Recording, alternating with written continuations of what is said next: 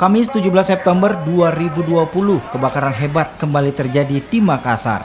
Kali ini api menghanguskan puluhan rumah di pemukiman padat penduduk di Jalan Macini Sawah, Makassar.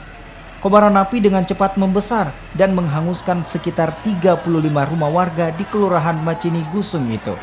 Api disebut berasal dari salah satu rumah warga dan kemudian merembet ke rumah lainnya. Kobaran api pun semakin membesar karena material rumah yang berada di lokasi sebagian besar berbahan dasar kayu. Petugas pemadam kebakaran yang diterjunkan sempat alami kesulitan. Lokasi kebakaran yang berada di dalam gang membuat penyemprotan air terkendala. Butuh waktu hampir 1 jam untuk menjinakkan api.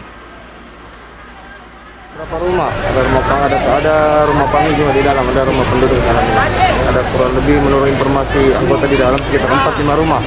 Cuma kita belum bisa memastikan karena ini masih dalam proses pendinginan. Iya.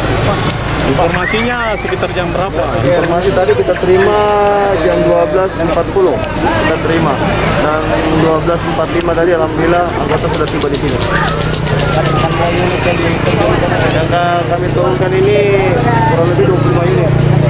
Polisi kini masih menyelidiki kasus kebakaran ini, dugaan sementara akibat korsleting listrik.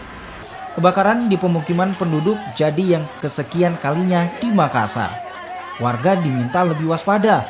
Pengecekan secara berkala peralatan rumah bisa jadi alternatif lain mencegah kasus kebakaran terulang. Arif Tirtana, Kompas TV Makassar.